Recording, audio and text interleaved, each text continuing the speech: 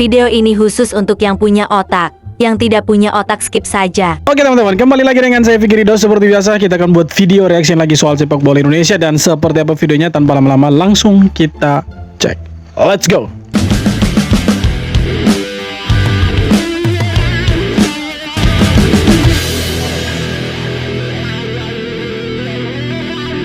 China ternyata ngebet lawan Indonesia, dan ini bukan tanpa alasan.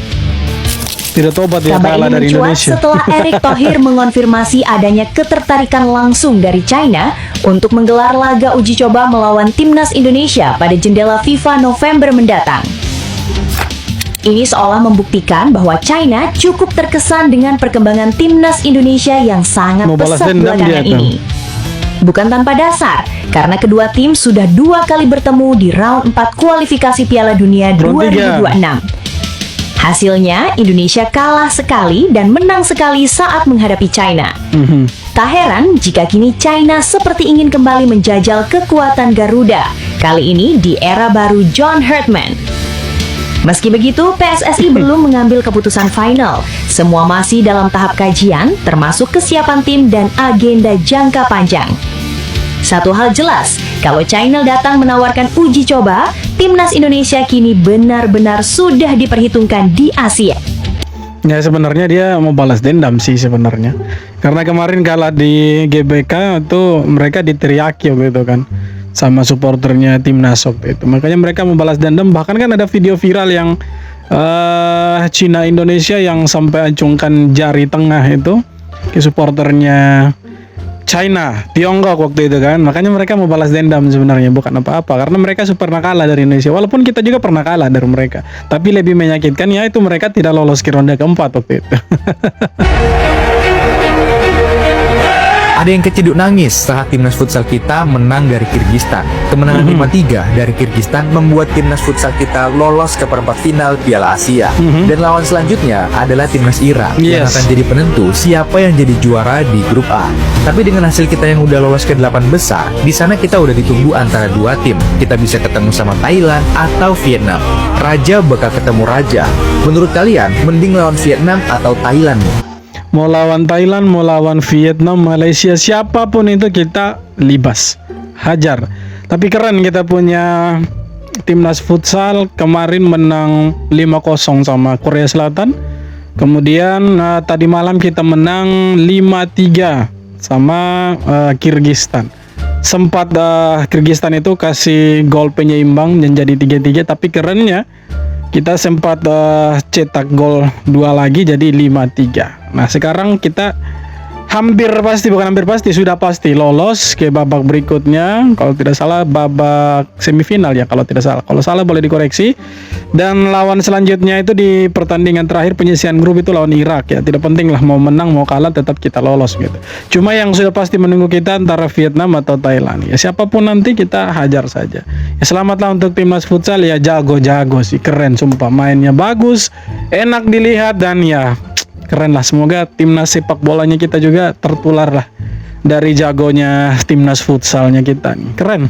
Timnas futsal Indonesia tak peduli lawannya Thailand atau Vietnam, targetnya cuma satu, menang. Pelatih Hector Suto fokus akhiri fase grup lawan Irak dengan kemenangan. Tak mau main aman, di perempat final siap tempur lawan siapapun. Dukungan penuh dari Indonesia Arena jadi kunci energi ekstra bagi Garuda.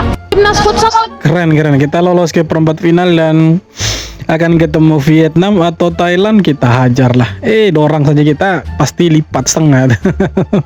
Tidak di bola kaki, tidak di futsal, kita selalu kasih kalah dorang. Jadi jangan takut lah. Apalagi futsal lagi jago-jagonya. Tidak takut lah, kan kemarin terakhir futsal kita tuh juara SEA Games ya. Juara SEA Games, dan kali ini saya yakin kita bisa juara Asian Cup lagi kali ini. Yakin lah, semoga lah. Terbongkar. Ini alasan Ajax Amsterdam nekat rekrut Maarten Paes. Akhirnya jelas. Kiper timnas Indonesia Maarten Paes resmi meninggalkan FC Dallas dan bergabung dengan Ajax Amsterdam. Bukan rumor, karena Fabrizio Romano sudah bilang here we go. Lalu kenapa Ajax buru-buru? Media Belanda Algemeen Dagblad mengungkap fakta. Ajax sedang krisis kiper. Kiper utama Vitesse Jaros hanya pemain pinjaman, sementara cadangannya Remco Pasveer sudah 42 tahun dan mendekati pensiun. Ajax pun memilih Paes sebagai solusi jangka panjang. Ia direkrut secara permanen dengan mahar lebih dari 1 juta euro dan dikontrak hingga 2029. Transfer ini juga tak lepas dari Jordi Cruyff, direktur teknis Ajax, yang sudah mengenal kualitas Paes dari timnas Indonesia. Kini, Maarten Paes siap naik panggung Eropa bersama Ajax. Menurut kamu, pantaskah Paes jadi kiper utama Ajax? Harusnya pantas, bukan tidak pantas, pantas itu. Karena secara usia masih terbilang muda, sekarang dia 27 tahun, dikontrak sampai 2029, artinya sampai 2 tahun lagi lah. Dan ya kiper utamanya itu kan kiper pinjaman dari Liverpool. Kemudian kiper yang satunya lagi tua, ada 2 yang masih muda dan belum berpengalaman. Yang paling realistis ya Martin Paes harusnya. Dia yang jadi kiper utama. Woi, kalau dia jadi kiper utama main di Liga Champions, mungkin ya satu-satunya orang Indonesia yang pernah bermain di Liga Champions itu. Ya dulu ada Kevin Dix, ada dari FC Copenhagen, tapi waktu itu Kevin Dix belum resmi jadi orang Indonesia, masih orang Belanda waktu itu kan. Nah, kalau sekarang Martin Paes sudah resmi jadi WNI. Nah, kalau dia jadi kiper utama di Ajax, dia jadi orang Indonesia nih, orang Indonesia pertama yang main di UEFA Champions League, dan mungkin orang Asia Tenggara pertama ini yang bermain di sana nanti di UEFA Champions League, UFC terus. Mengejutkan, Jesse Lingard dikabarkan selangkah lagi gabung Persib Bandung. Anjay. Rumor ini makin memanas karena Lingard ternyata satu agensi dengan Andrew Jung. Kabar ini langsung bikin gempar. Para bobotoh bahkan sudah mulai menyerbu media sosial sang pemain. Berstatus bebas transfer usai membela FC Seoul, Lingard diproyeksikan bakal jadi jenderal lapangan tengah baru. Gak main-main, Lingard bakal langsung jadi pemain termahal sepanjang sejarah Liga 1. Nilai pasarnya tembus 38,24 miliar rupiah, memecahkan rekor yang sebelumnya dipegang Tom Hay. Bayangin, pemain sekelas MU main di Liga 1. Menurut kalian mungkin gak sang pemain gabung Persib? Ya kalau Persib punya uang harusnya bisa saja. Bukan tidak mungkin kan si Lingard main di Liga 1. Kan sekarang dia ada di Liga Korea kalau tidak salah. Korea Selatan. Liga 1 Korea. Tapi kayaknya sudah tidak bermain lagi karena dia sekarang statusnya free agent. Jadi bisalah dia mampir sedikit ke Persib Bandung, dan kalau dia sampai ke Persib Bandung, wah keren. Di Indonesia sudah ada Tom Haye, ada Kurzawa, dulu ada siapa? Michael Essien. Sekarang kalau misalkan si ini Jesse Lingard datang lagi, oh keren, Liga 1 semakin ramai yang nonton ini. Pasti ini. Tambah lagi pemain-pemain diaspora kita yang sekarang banyak berdatangan ke Liga 1. Ada Tom Haye, Eliano, Dion Marks, itu satu klub di Persib Bandung. Kemudian di Persija ada Sain Batinama, ada Jordi Amat. Jadi banyak nih kita punya pemain-pemain diaspora yang datang ke sini. Nah, ini kalau Jesse Lingard lagi datang, semakin ramai nih kita punya Liga 1. Dia punya market value-nya itu makin tinggi itu. Orang suka nonton kalau ada pemain-pemain bintang yang datang itu. Keren lah kalau sampai dia datang sini, bagus itu. Pasti ramai yang nonton itu. Yakin sih ramai yang nonton. Kalau kemarin di like Mbappe, ini Neymar menyukai postingan Persib Bandung. Dan seorang Neymar tahu ada klub Persib Bandung. Tahu kan Neymar yang MSN itu loh, yang main sama Messi dan Suarez? Di posting akun FIFA World Cup udah, di posting Fabrizio Romano udah, kolaborasi sama PSG udah, dapat sponsor baru juga udah. Apa yang kurangnya menurut kalian? Apa ya? Yang kurang mungkin belum datangkan Lingard lah. Keren sih kita punya liga sekarang, klubnya itu makin hari makin bagus. Mereka berbenah lah, tidak ada istilah kayak apa ya, istilahnya kontrak jangka pendek setahun habis itu entah berentah pemainnya. Sekarang sistemnya sistem transfer seperti Kurzawa, kemudian ada Sain Batinama, mereka tuh sistemnya sistem transfer. Jadi bersaing lah, kompetitif lah kita punya liga begitu. Artinya semakin ada kemajuan, peningkatan di mana pemain-pemain yang dulunya bermain di Eropa seperti Kurzawa ini kan pernah bermain di Liga Champions, kemudian bermain dengan PSG itu main dengan nama-nama besar seperti Neymar, Mbappe, ya kan, sekarang ada di Indonesia. Dan itu artinya kita punya liga sebenarnya semakin menarik. Kalau Kurzawa sampai datang, kemudian pemain-pemain diaspora yang lain juga ikutan datang, oh itu kita punya liga sekarang lebih bagus, itu keren itu. Tapi entahlah kita punya peringkat sekarang, peringkat liga itu ada di peringkat berapa ya? Apakah sudah di atasnya Kamboja atau masih di bawahnya Kamboja tuh? Yang tahu update-nya bisa tulis di kolom komentar itu. Bolehlah. Tahukah kalian harga pasar satu pemain timnas Indonesia ini bisa buat beli satu skuad negara tetangga? Satu pemain ini adalah Jay Itzes. Nilai pasarnya tembus 170 miliar rupiah. Itu jauh lebih mahal dibanding total harga semua pemain timnas Malaysia digabungin. Kalau dihitung total, skuad Garuda sekarang nilainya hampir setengah triliun. Setengah triliun. Satu Jay Itzes itu setara satu skuad timnas Malaysia. Bayangkan. Bayangkan bro, satu J Itzes kapten kita itu harganya setara dengan satu skuad timnas Malaysia. Ngeri tidak? Ngeri lah. Ini yang dorang bilang harus kasih turun pemain-pemain diasporanya kita. Aduh, janganlah untuk AFF. Masa sih pemain termalnya kita main di AFF terekam kayak gitu ya kan? Buat apa?